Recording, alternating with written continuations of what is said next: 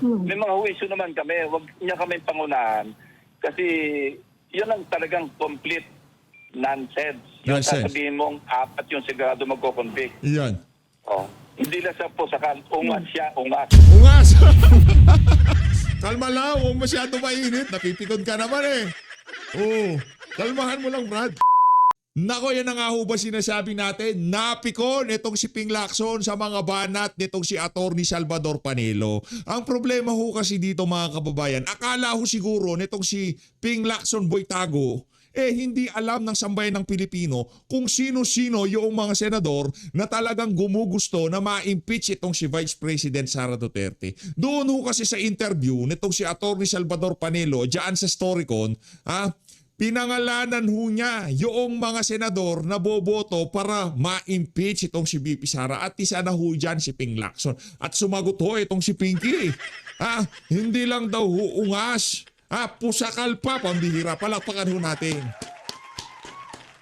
Ang tanong, mag-iimbestiga ka na ba? Pero bago yun, isang like at isang subscribe, masaya na ho tayo dyan sa mga gusto sumali sa ating community.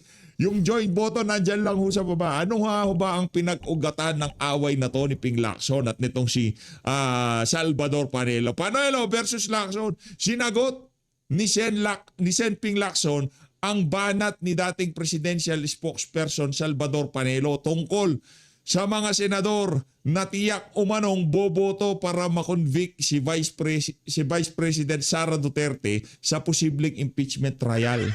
Ito. Sa panayam sa Storycon ng One News, nauna nang sinabi ni Panelo na otomatikong boboto para makonvict si VP Sara, si Lacson, Senator Risa Hontiveros, Kiko Pangilinan, at Tito Soto. Git naman ni Lacson, boboto sila ayon sa ebidensya. Ayon, boto kayo ayon kay Madriaga. Ipapakita sakaling maiakyat sa Senado ang impeachment proceeding laban sa bise. Yung mga pusakal, yung mga pusakal na kontra kay VP Sara, si Hontiveros, si Pangilinan, si Lacson, si Soto, yung apat na yon, definitely conviction yon. Ito ang sagot ni Ping Lacson. Mamaya papanoorin din ho natin yan. Hindi lang siya pusakal, ungas siya, ungas. Kalma lang. Nakakatawa. Yung makeup mo tumutulo, huwag masyado mainit ang ulo. Pambihira talaga tong si Pinky. Teka lang ho mga kababayan, silipin ho muna natin. Baka merong nagpapamega-mega love shoutout. Ayun. Yan na nga ho ba sinasabi natin. Kaya kailangan mag-mega-mega love shoutout ho tayo. Kasi nagpakulay na naman yung ating mga kapanalig dito sa PH Update. Ito, mega love shoutout dito kay Ma'am Shenda Magno. Mega love shoutout, palakpakan natin. Hindi require ang pagpapakulay pero wala ho tayong magagawa kung magpapakulay ang ating mga kababayan. Ang atin lang ho dito, i-share nyo ang video, ox na ho kay PH Update yan. Dito kay, namiss ko to si Ma'am Connie Rasos, palakpakan. Madam, ingat ka dyan sa ingat ka dyan nasa UK to. Ingat ka dyan sa UK palakpakan natin si Ma'am Connie Rasos. Mega love shoutout. Maraming salamat madam Ito na mga kababayan pakinggan muna natin itong ambush interview dito kay Pinky. Bago tayo magpunta dito sa Storycon, bago tayo magtungo dito sa interview niya dyan sa Storycon, pakinggan muna natin ang paninisi na naman anak ng toka. Wala talagang kasalanan si Ping Lacson. Pambihirang yan. Lahat na lang may kasalanan maliban kay Ping Lacson. Ibang klase ho talaga siya mga kababayan. Ito. Pakinggan natin. Game! Kasi he should have communicated with the committee by now. Kung gusto niya talagang isa lang yung 18 or maybe some of the 18. Tanong ko lang, si Raulo ka ba, Ping? Nagtatanong lang naman ako. Pagkatapos mong pinapaayos yung kanilang testimonya dahil sinasabi mo hindi makatotohanan, paano pa sila makikipag-communicate sa'yo? Si Raulo ka ba? Pambihira talaga, oo. Di ba, alimbawa sinasabi mo, may problema yung testimonya ko. Pinaparibisa mo. Gusto mo sabihin ko yung totoo? Magagawa mo, yun ang alam ko totoo. Yun ang ganon karaming pera diniliver ko. Paano ko i-revisahin? Dapat yung sasabihin ko, angkop sa expectation mo. Ano ko, si Raulo? Gagawin ko yun? Hindi pwede yun. Yung katotohanan, kung hindi akma yung katotohanan ng mga tauhan ni Saldico para sa'yo, malaki problema. Paano pa sila makikipag-communicate sa'yo, Aber? Kaya ang tanong dito ngayon, siraulo ka ba? Wala namang effort talaga eh. Not, Paano mag-effort? Ito nga si Manong Chavit nandyan na Di ba? Pinaalis pa. Oh, ngayon yung mga nag-e-effort na matuloy ang hearing, hinostage mo dahil sa pirma. Magpapatuloy ang hearing, gusto mo muna pumirma sila doon sa partial committee report kahit ayaw nila yung nakalagay doon. Ayaw nila yung pag-absuelto kay Martin Romualdez at doon sa mga sinasabi mong contractor. Ano magagawa mo sa mga kasama mo? Kung hinahanap nila ang pangalan ni Martin Romualdez, hinahanap nila ang pangalan nito sa amin na Pangandaman, Manuel Bunoan, hindi nila makita. Paano sila pipirma? Kung nandyan lang sa iyong partial committee report, itong si Bong Revilla, Joel Villanueva, paano sila pipirma? sorry, not insistence. Ka, Walang effort na makipag-usap na baka pwedeng tawagin. Wala. In-offer ko na, yeah. Kumbaga sir, kung makikipag-usap sana sa inyo, you're willing to meet with Yeah, because I should really clarify muna. Ano ba ito sabi niyo? Parang do the math. Ano? Ayun nga.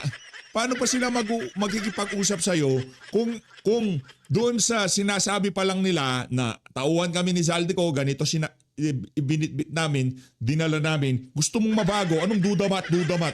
Anak na tokwa, imposibleng magnakaw ng trilyon sa loob ng 3 taon. Nagawa yan ng amo mong si Marcos Jr.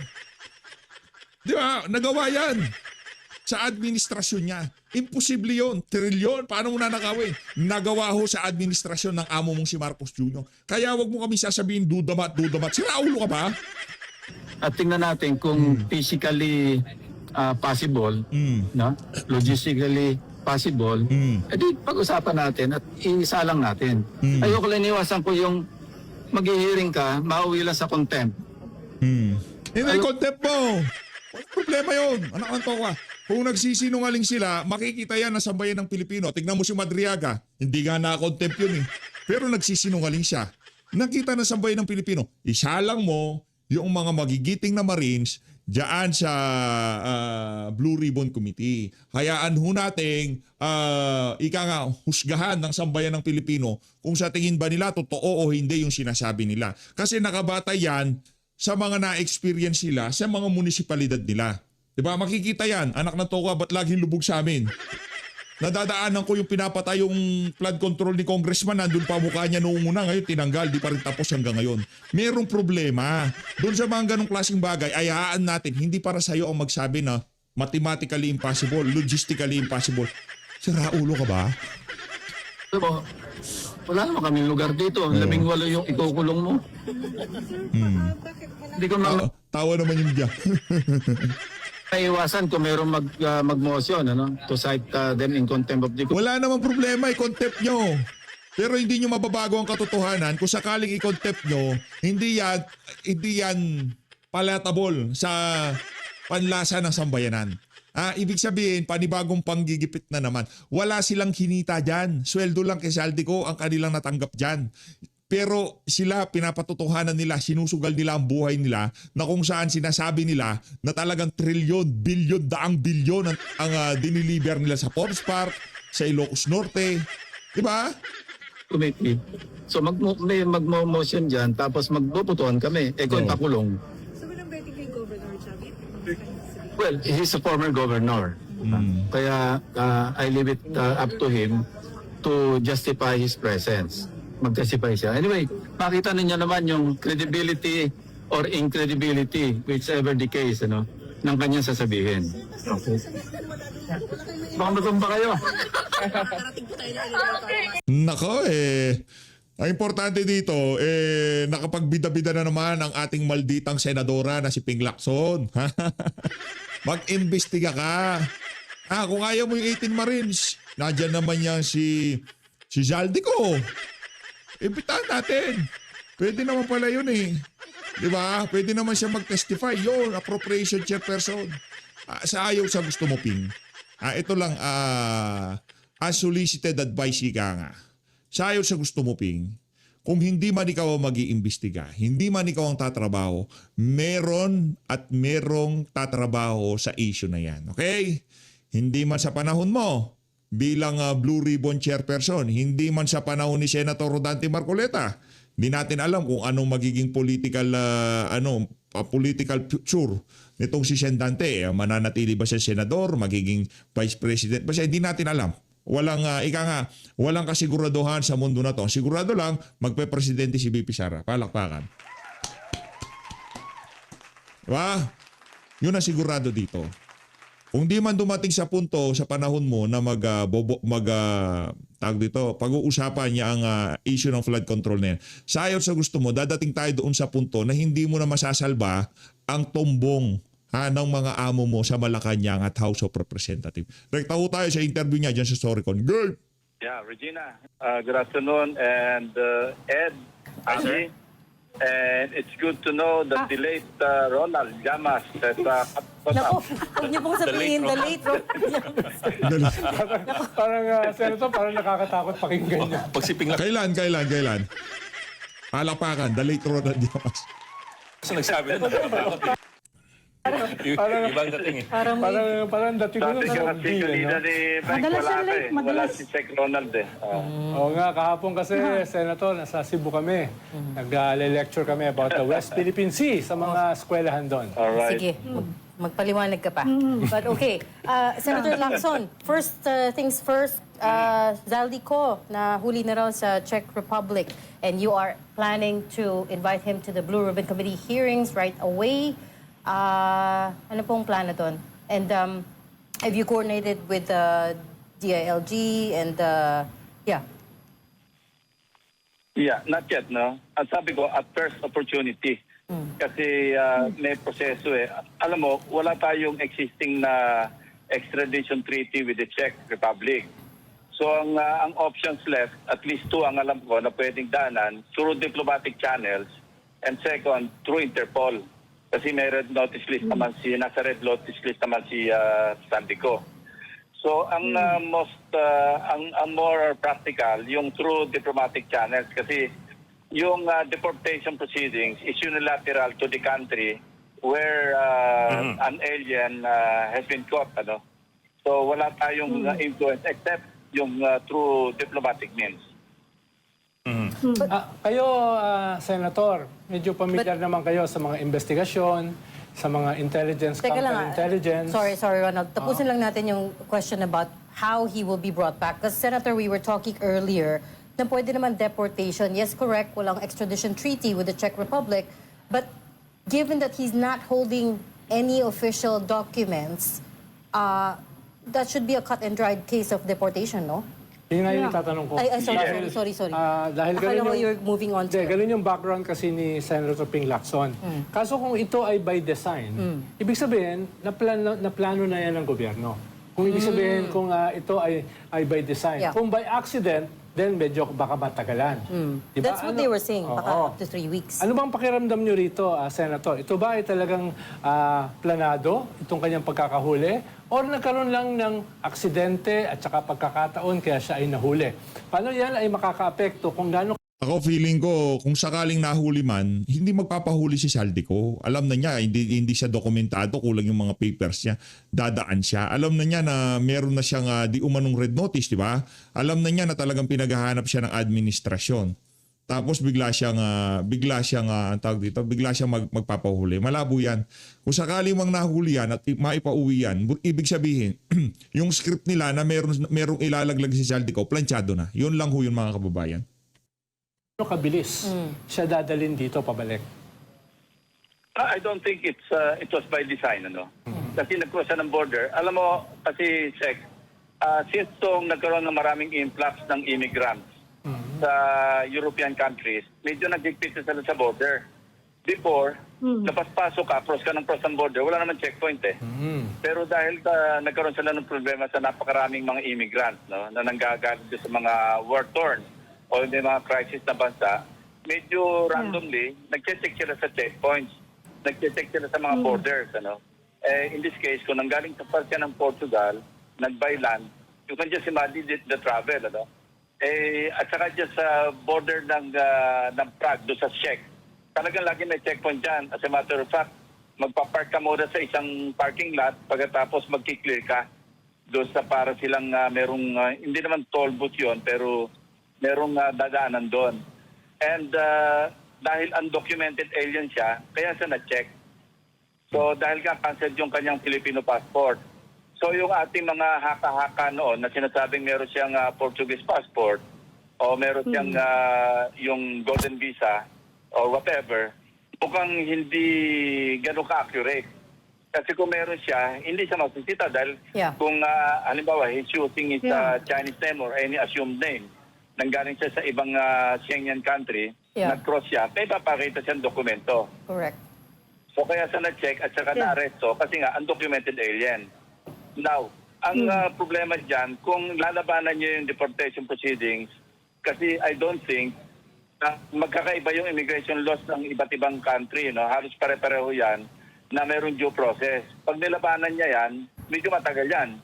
Medyo protracted yung legal battle dyan. Yes. Hindi ganun kadali. Pero kung mag-voluntaryo siya, ito yung magpapatunay sa sinasabi ni Ronald na by design, kung hindi niya lalabanan yung kanyang deportation at mag-voluntary, mag-self-deportation na lang siya, yun ay ibig sabihin, baka nga may usapan. May usapan. Ay, ganun lang naman huwin mga kababayan. Kung sakaling mayroong usapan at ang ilalaglag talaga dito si former Senate President Chis Escudero, alam na this. Ganun lang naman huwin mga kababayan. Sir, as you pointed out, we for all this time we've been working under the assumption that he has a golden investor visa or passport. Actually, I'm not even sure which is which. It's a visa. It's a visa. From Portugal. Not a passport. Not a passport. So he's not in any way a dual citizen. That's not even. Wala But pa. at one point, sinabi Wala pa yon. ng DILG that they suspect, right? He might have a passport. Yeah, but the they golden suspect. visa is a visa. Hindi Yeah, pa I siya- know. It's a golden visa, but Yes. If he you don't- also thought he That had a is correct. passport to begin so with. sir, if you even if you assume that he has a golden visa, it's a visa on a Philippine passport. So if the passport is cancelled in the Yes. Philippines, therefore you have no travel document at all. Yeah, precisely. Kasi cancel yung passport, kasi may golden visa ka, parang Schengen visa yun na hindi expired. Okay, so baka yun nga. Tama. Ang basic Senator, document tama kasi ba yung passport ano eh. namin? Yung visa, residency, ano lang yun permit lang yun to stay. Permit to stay. Kasi kung Schengen, that's only good for 3 months, di ba? Yun ang maximum. Unless mag-extend ka, mag-grant yung extension. Pero kung may golden visa ka, parang residency permit na Okay. yun Yeah. The You can reason, stay for the longest time. naalala ko At, na at why... wala namang balita na nag-file siya ng asylum. Naalala ko, wala. But naalala ko na why there was at one point, there was a lot of talk about a passport kasi walang record of him leaving the country. So even if he had a golden visa and he used his Philippine passport, may record ng BI. But because wala silang record, DILG was saying na mukhang may Schengen passport siya. Yeah, Schengen, madali yun. Yeah. Ang tanong ko lang, Kailangan- Senator, with all these Yeah, things Regina, na... sundan ko lang yung sinabi ni Regina. Yeah. Sorry, Seka. Yes, sir. Kasi malamang yan, may nakausap siya sa immigration, hindi ni-record. Tinatakan lang yung Yeah. passport niya nang nag-depart siya, pero hindi ni-record na siya umalis. Kaya walang record na umalis. Ngayon, Pwede pala yun. Ganun ba diskarte mo nun nung tumakas ka, Brad? magandang imbestigahan yan kasi kung ma-recover yung kanyang passport, makikita doon kung sino yung particular na immigration officer na nagtatap. Kasi may mga kanya-kanyang code yan kung sino yung nagtatap. So Yeah. dapat na imbestigahan din yung aspeto na yon. Sigurado may kakilala siya, hindi yan na ni-record na umalis siya. Pero, So, pero Senator, kung pagaling isa yan. second guest nyo, si Saldico, bakit siya lumabas ng Portugal? Portugal. Bakit na i-risk yan na napaka-unpredictable ng kanyang status? Diba? Diba dapat magpe-play safe na siya? Play Hindi na safe. siya masyadong bumibiyahe. Correct. Anong nag-udyok sa... Paminsan-minsan itong boyfriend tuloy ni Risa. Paminsan-minsan itong si Boy Lamas tumatama din no. Kaya nga anong dahilan bakit siya lalabas, di ba? Alam na yung pinaghahanap siya nitong mga kasama niya sa sindikato sa Pilipinas, di ba? Bakit pa siya lalabas? Why? Niya, na lumabas ng Well- Portugal at tumawid pa papuntang Czech Republic na kung hindi naman kinakailangan maging sobrang matalino para malaman na medyo mas mahigpit doon. Ano, Eastern Europe na yan eh. Well, remember, nasa news na, all over the news, nasa Portugal siya. So kung ikaw rin si Saldico, teka muna, alis ako ng Portugal, medyo mainit ako dito. Ngayon, yung choice niya ng Czech Republic or Prague, that's siya na yon kung bakit Prague yung napili niya. Kasi from Portugal, pwede naman nag-cross na lang siya ng Spain, mas malapit. Or pumunta siya halimbawa ng any country within the Schengen area na malapit-lapit yung biyahe. Kesa doon sa bibiyahe ka ng malayo. Kasi Eastern yan eh. From Southern Europe, tatagos ka ng papuntang Eastern Europe. Medyo mahaba yun. Saka DRLG, ang ganda ng Prague. But anyway, yung report, At saka amin, masarap ang Ang ganda beer sa doon. Prague. yes, Sabi exactly. nila, Well, just like Germany, Hindi, right? That's the best beer daw kumpara sa we Germany. understand na Rival kung yan. ipapatawag nyo. Ito talagang si tengkwad-tengkwad ka na nga lang maglakad, beer pa inaatupag mo. Lagya talaga tong boy lamas na to. Pag ganyan-ganyan na lang maglakad, beer pa Brad, pangalagaan mo kalusugan mo ha. Gusto ko makita mo maging presidente si Bibi Sara. Para meron kaming pinag-ausapan pagka presidente na siya, langyakas ka. Kung But, ipapatawag nyo si Saldico, may balak din kayong ipatawag si Orly Gutesa and 18 former soldiers. So tuloy na yan kung sakasakali na Yes, but itutuloy nyo yung yeah. Sigurado na yan ha? Yes, but with leave of course. Kasi pag na-surrender na siya sa Philippine authorities, he will be under the legal Yes. custody of the Sandigan Bayan. Hindi naman pwede Yeah. makapag-agawan kami ng custody kasi Yeah. mas i-respect, even assuming Yeah. na merong warrant of arrest, si Saldico from the Blue Ribbon Committee o from the Senate, kasi sa ngayon, show cause order pa lang yung issue namin eh. Dahil nung last January, when we invited him, hindi siya sumipot along with Orly Gutesa. Pero dahil mayroong Supreme Court ruling na hindi po pwede yung indirect contempt nang walang show cause order o explanation doon sa tao para ipaliwanag ba't hindi sila nakarating. Kaya minabuti namin na ando kami sa medyo cautious na i-show cause order muna natin. Pag hindi satisfactory yung explanation, then pwedeng i-decide ng committee, pagbutuhan doon, issuean siya ng warrant of arrest o i-cite for contempt. So hindi pa nangyari yon. Now, moving forward, halimbawa nandito na siya, meron ng leave of court, ang nasabi ko noon, i-resume ko lang yung hearing kung even simultaneously, may report out ko na o may sponsor ko na yung partial committee report by way of 9 signatures. No? Dahil yung majority Yes. of 17 regular members is 9. So without the required number of signatures para ma-report out yung committee report, yung partial, sinabi ko na suspended na muna. So, confident naman ako kasi sa ngayon, 6 na kami nakapirma doon. So 3 na lang yung required signatures para ma-file na sa Bills and Index at may report out, may sponsor ko, magdebate na kami, mag-interpellation, mag-amend, mag-adapt. Senator, may balita ka na ba kay Orly Gutesa? Dahil balak mong ipatawag. Wala. Dahil alam ko Tinago marami na kang yun. mga may network ka dyan eh. Tinago Alam mo na na siya. ba kung nasan siya? Wala. Tanong natin kay Mike Defensor. Wala. Tanong natin kay Martin Romualdez. Kay Martin Romualdez na. Ba't tatanong kay Mike Defensor? Kung alam ni Mike Defensor, matagal niya nang ichinuchu yan. At sasabihin niya, safe si Master Sergeant Orly Gutesa. Tanong natin kay Martin Romualdez. well, Hindi niya alam eh. we asked him and he Nahanap said he daw niya. doesn't know. Yeah. Senator, so safe to say yung paghuli kay Zaldico is not gonna affect your partial report? Or will you wait Hindi. to have another hearing? Kasi nasabi ko na yun kailangan ma-report out bago ko i-resume yung mga hearing. At sabi ko nga, kung sakali magre-resume ng hearing, kasi interconnected, saka related naman yung testimonya ng sinasabing ex-soldiers at saka si Orly Gutesa, pwede silang pagsabay-sabay yung tatlong grupo na yon, Saldico, Gutesa. Magkukwentuhan lang naman sila eh. Ang sasabihin, hayaan nyo ha, yung free-flowing lang yung conversation nila. Naalala mo nung nag-deliver tayo, boss, ito chat mo. Oo, ako nag-chat yan. Ganun lang naman, casual.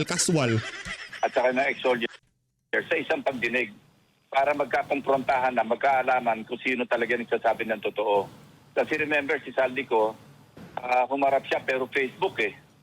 Wala man lang affidavit via apostille, ano? Kasi meron tayong apostille agreement with most of the Schengen countries like Portugal. So nung nag-avail siya ng apostille doon sa kanyang notary public sa ibang bansa, not even in Portugal, di ba? Pumunta pa siya yata ng Austria or somewhere else. Ginamit niya yun sa petition niya sa Supreme Court. Hindi kung nagsabit siya ng affidavit sa Blue Ribbon Committee at nag-invoke siya ng apostille agreement, then valid yung kanya affidavit na siya nandit. But just the same, kailangan i-confront siya ng mga magtatanong. Eh kung wala siya rito, paano siya tatanungin kung basta affidavit lang ang pinadala niya? On the other hand, Facebook post yung kanyang ginawa, nag-video message siya, walang value yon, walang evidentiary value whatsoever kasi nga self-serving yon. Kasi hindi man lang siya nagpunta sa embassy para magpa-authenticate at doon siya mag-take ng oath na totoo yung kanyang sinasabi. So, Senator, ano bang status ngayon ni Saldico, yung kanyang legal status? Ano yung kaso na nakasampa sa kanya? Alam ko may nakasampa sa kanyang kaso eh. Pero para sa ating mga tikapakinig, ano na bang status niyan?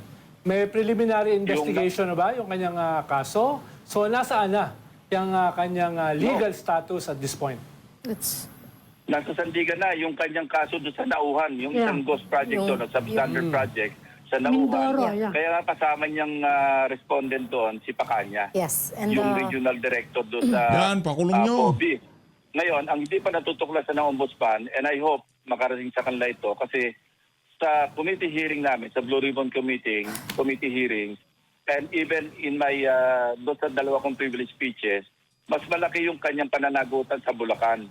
Kasi sa testimony ni Henry Alcantara and Roberto Bernardo, 35 billion pesos ang nailagak niya doon sa Bulacan province alone, ano? At katunayan, sa testimonya ni Alcantara, sinabi niya na pinahanap pa siya ni Saldico na mga kalapit lugar, labas ng Bulacan, kasi lobo-lobo na yung kanyang insertion o yung kanyang alokasyon sa probinsya ng Bulacan, baka raw mahalata. Imagine 35 billion sa isang probinsya. So si Alcantara, meron siyang parang nag-cross-border na siya papuntang Tarlac. Merong project doon, parang umapaw na yung project niya sa ibang district engineering office sa Tarlac. Kasi pinapahanap siya ni Saldico. Kaya matibay yung pwede idagdag na kaso yun sa kanya once na ma-adapt yung part ng committee report, ma-file sa amin ng kopya yung DOJ or Ombudsman, pwede madagdagan yung kaso ni Saldico. Sa ngayon kasi ang kaso lang niya sa Sandigan Bayan na may warrant of arrest siya doon sa Nauhan, Oriental Mindoro. Nauhan. Pero sir, how like... magiging, ginagis ko lang na ang magiging legal move ng abogado niya, magmo-motion sila for preliminary investigation. Remember, in absentia siya na preliminary investigation, he failed to submit his counter affidavit, parang deemed waived.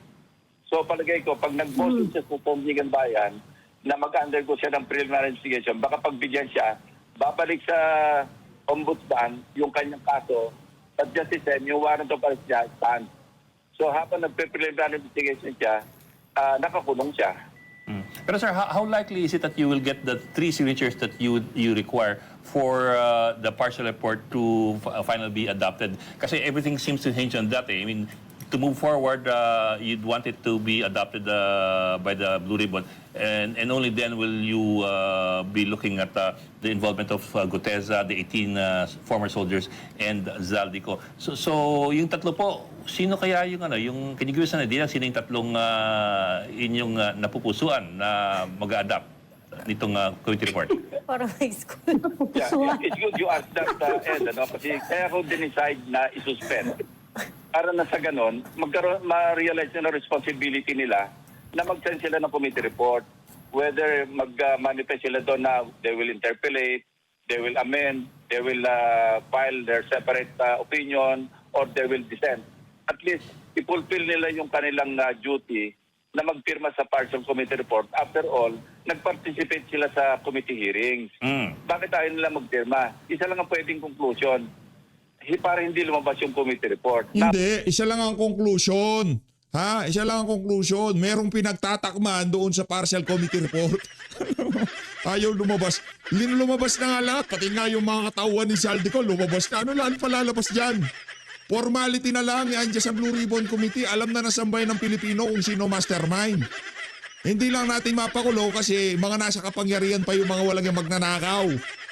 At yung iba mga politiko, pinoprotektahan. Kaya ako confident na makakabuo kami ng at least 9. Kasi pumasok na si Senate President Soto. Sabi niya sa akin, tutulungan na lang kita kasi alam ko nahihiya ka makiusap sa mga kasamahan natin. Ako na makikiusap sa kanila na kung pwede pumirma naman sila. Well, ako, I don't expect any member of the minority bloc to sign kasi nag-express na sila. Ayun nila kasi I'm very sure kasi at least isang member ng majority, yung new majority sa ngayon, umamin na siya kay Senate President Soto na nakapag-commit siya sa isang dating kasama niya sa dating majority na nasa minority ngayon na hindi siya pipirma.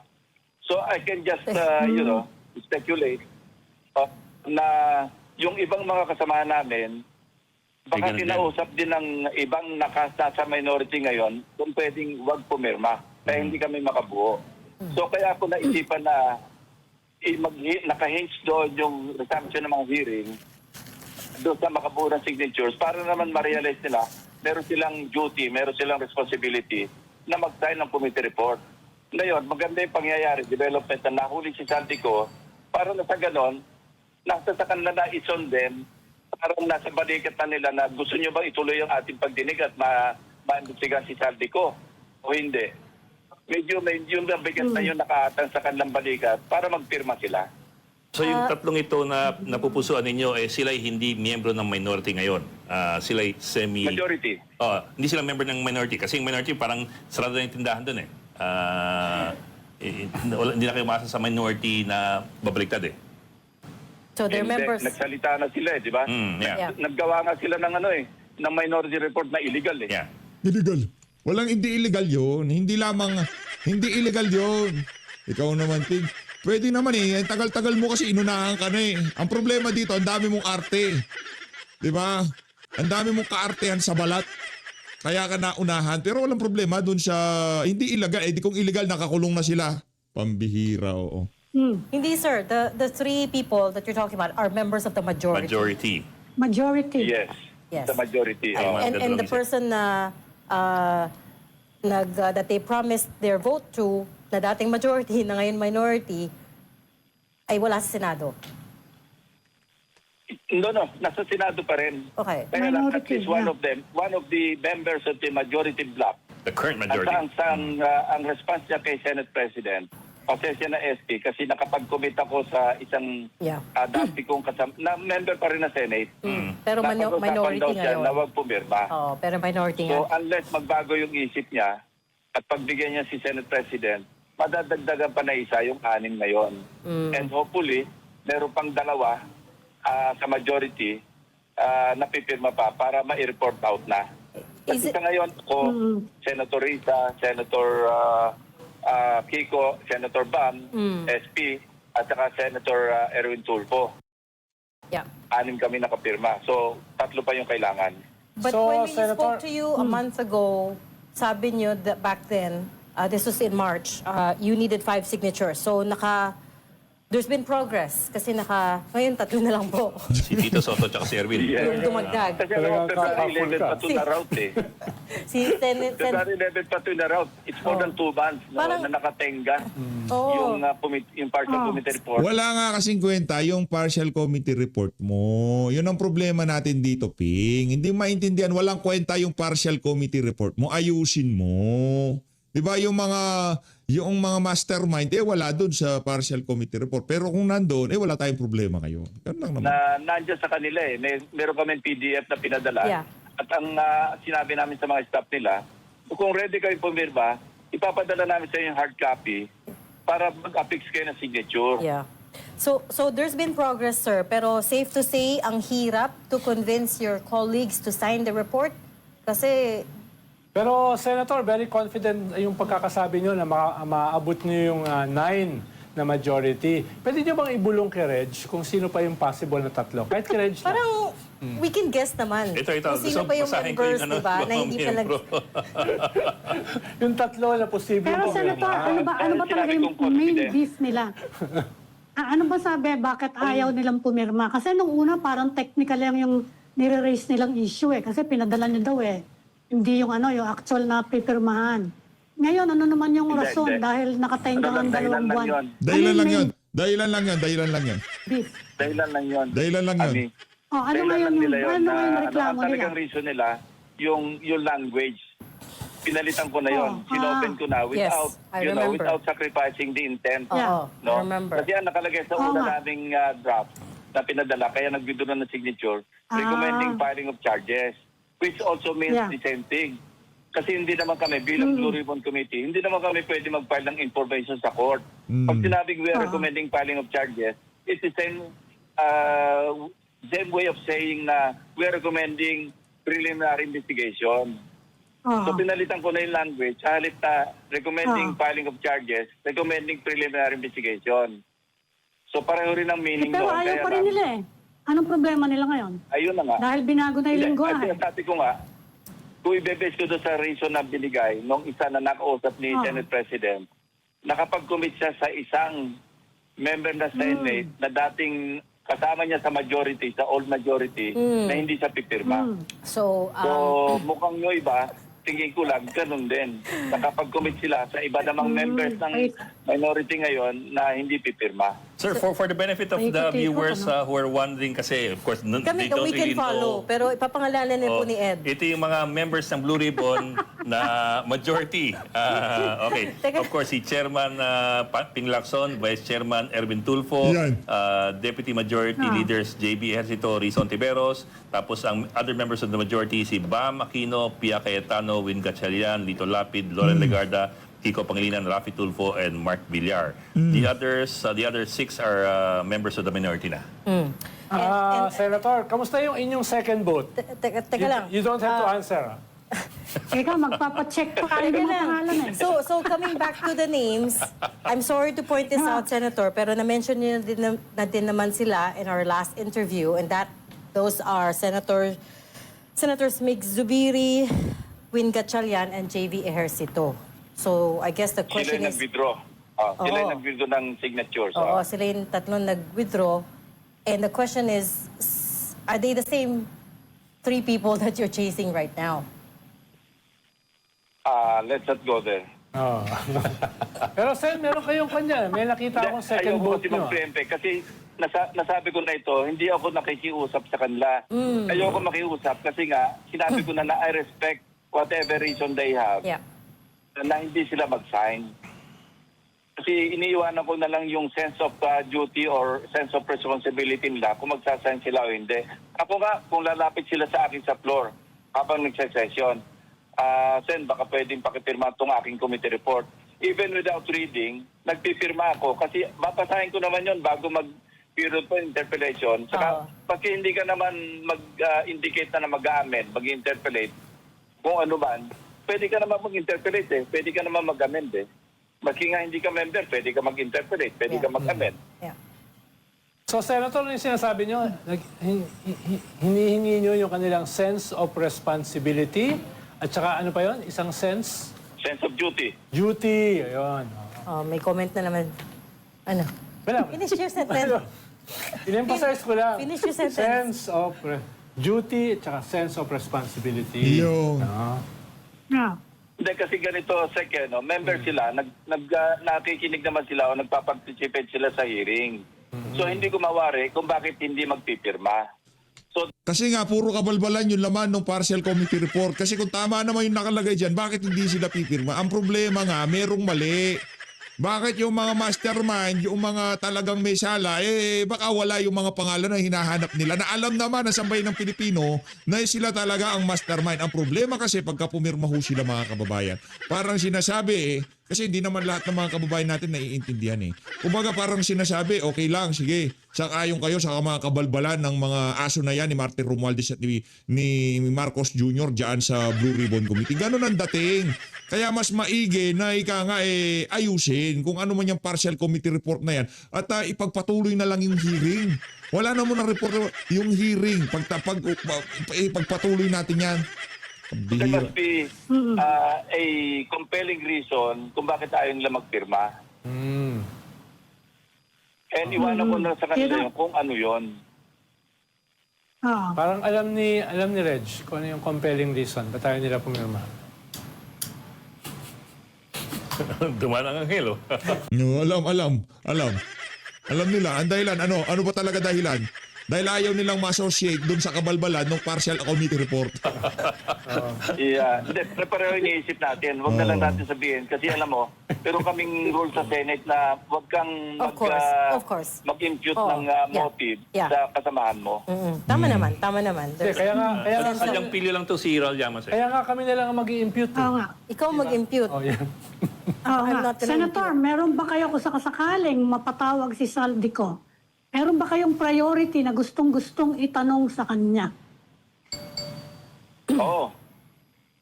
Ano yung totoo, ano yung po hindi yan? doon sa kanyang pinalabas na video? Yun ang una ko itatanong. Nag-video siya eh. Kasi yun, ano yun eh, material yun. Kasi yun yung nilabas, assuming na siya yun, ano? Kasi sa ngayon, may question pa rin kung siya yun. May nagko-question eh. Pero I have no doubt na siya yun. Siya yun. Kaartihan na naman eh. Katunayan, noon niyang pagdinig na inimbita namin siya, pumapayag ako na magpunta siya sa embahada kung nasan siya nandoon at mag-authenticate yung consul doon at mag-testify siya. Willing ako eh. Ang umayaw nga doon si Senator Bato eh. Sa chat group namin, sabi niya, Sir, medyo malabo yan. Paano natin siya, wala siya sa jurisdiction ng at least yung physical, ano? Naku, sinisi naman ngayon si Senator Bato, pambira. Sen Bato! Hindi naman lang natin siya makontempt. Sabi niya, kung sakali magsinungaling siya kasi nasa labas siya ng jurisdiction ng Pilipinas. So, yun, listening to the advice of Senator Bato, inimbita pa rin namin, pero hindi nga gano'n na nangyari, kundi sa labas siya nag-post ng video. Nagkaroon pa ng question yung kanyang nilahad doon kasi kinontra ni Bernardo. Di ba, tatandaan nyo, sinasabi niya na yung 100 billion, ito yung listahan, binigay ko lahat yan kay President Marcos. Na ito, sinabi ni Bernardo, although hindi niya ito tinestify doon sa Blue Ribbon Committee hearing, kasi walang hearing noon, at sinabi niya sa akin, kinumpay niya, kasi kinumpay niya agad sa kanyang digital files, yung listahan ni Saldico. Sabi niya, imposible yan, Senator. Hindi totoo sinasabi ni Saldico. Kasi yung 52 billion dyan sa 100 billion na yan, ako yun ang asiwa. Ako yun ang distribute. Iba nga yun. Iba nga yung tinutukoy ni Saldico. Iba pa yung sinasabi nito si Bernardo. Ganong karaming pera. Ako kumuha ng pambigay kay Olaybar. Na ang suspecha na pati kay Adrian kasama. So doon pala, kaya gusto ko i-confront si Saldico doon. Sa niya hinugot yung kanyang statement na buong 100 billion, yung kung magkano man yun, yung 25 billion, dineliver niya kay President Marcos. Gusto ko siya i-confront kay Bernardo dahil magkasalungat yung kanilang testimony. Kanilang magiging testimony, sorry, wala pa nga palang testimony si Bernardo along that line. Uy. Senator, we're running out of time, but I wanted to pivot to another issue, which is impeachment. Kahapon, we had Attorney Sal Panelo on the show. Isusunod ho natin itong si Atty. Salvador Panelo dito mamaya. And he says he's confident only 4 members of Senate will vote for the Vice President's conviction. And I will quote you exactly what he said. Sabi niya, 4 na sakal. yes, sa trial, Nakamonitor? Nakamonitor tong si Taray. maniwala kayo, 4 lang ang boboto ng conviction. Kasi yung mga pusakal na kontra kay VP Sara, si Ontiveros, si Pangilinan, si Lacson, si Soto, yung 4 na yon, definitely conviction yun. Can I have your response, please? Alam mo, much as I don't want to comment on a nonsensical comment or statement, pero dapat sagutin din bakit marunong pa siya sa amin? ako, walang pwede magsalita on my behalf. I can speak for myself, except the evidence. Sinabi ko na yan eh, we'll always be guided by the evidence. Wala pa tayo doon. Bakit pinangungunahan niya at tatawagin pa niya kaming pusakal? Anong intention nun? Lalagay niya kami on the spot. Ba't mas marunong pa siya sa akin? Oo. Bakit mas marunong pa siya kay Risa? Marunong kasi siya mayroong prinsipyo at panindigan. Siya hindi niya basta-basta pinalalampas yung mga kabuktutan na mangyayari ngayon sa ating bansa. Kayo ba ngayon anong ginagawa nyo diyan sa Senado? Di ba yun lang naman Mas yun? marunong pa siya kay Kiko. Oo. Ba't mas marunong pa siya kay SP? Aba, Bakit sa lahat na nabanggit mong pangalan na yan kung tatakbo ito si Atty. Panelo, mas iboboto ko siya kaysa dyan sa mga pusakal na yan. Kung pusakal na yan sa na nabanat nitong si Atty. Panelo. Manguhula ba siya? Kung sabihin ko siya yung pusakal na manguhula, Kalma, wag tikon. The idea that... Maximum daw 6, sabi niya, maximum 6 senators. Pero usually... Baka daw nga umabot naman alam ng mo, 6. bakit nababasa niya ba ang isipan ng bawat senador? Mo, kami, nag-usap-usap na rin kami At least some of us, Ang titingnan namin yung pasong ng ebidensya. Kung ebidensya, kasi kami, nasa microscope kami niyan ng publiko kasi definitely open sa publiko yung trial. As in the case of former CJ Corona, nasa microscope kami. Kaya babantayan kami dyan whether or not may intention kami tumakbo pa o wala na.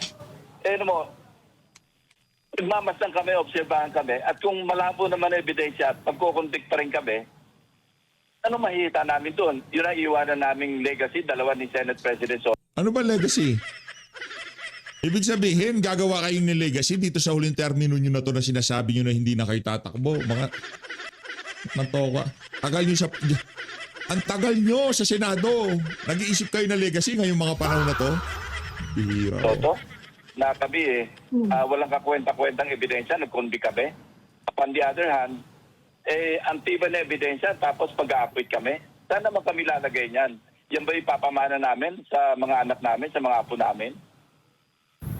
May mga huwisyo naman kami. Huwag niya kami pangunahan. Kasi yun ang talagang complete nonsense. Yung Nonsense. sasabihin mong apat yung sigurado magko-convict. Yan.